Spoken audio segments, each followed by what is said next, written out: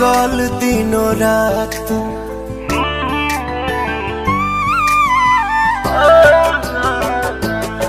बड़ी चिंता के बाबा कटे जंगल दिनों रात। ओहमे कटल जाता निमियों के पेड़ माई हो। बोला कहवा होई तहारो शेर माई हो। बोला कहवा लागी तोहरो शेर माई हो।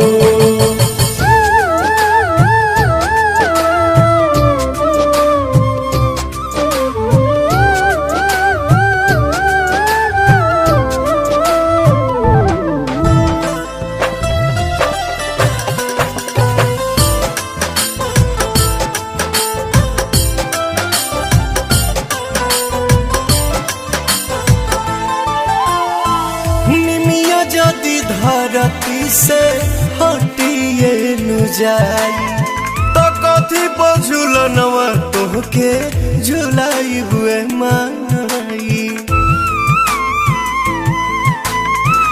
निमिया यदि धरती से हटिए नु जाई तो कथी बझुलनवा तोहके झुलाई हुए माई।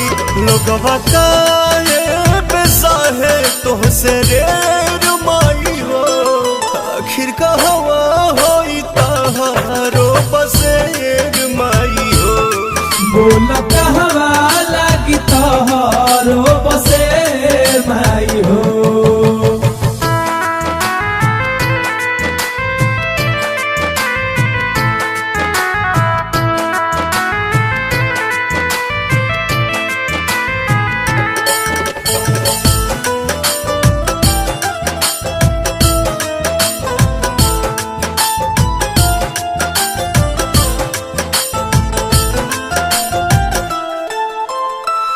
कौन गाछी लागी तोहरा मंदिर के जारी। कह रहब पूछे पवन पंकज वसुधारी।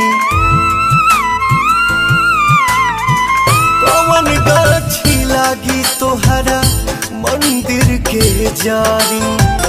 कह रहब पूछे पवन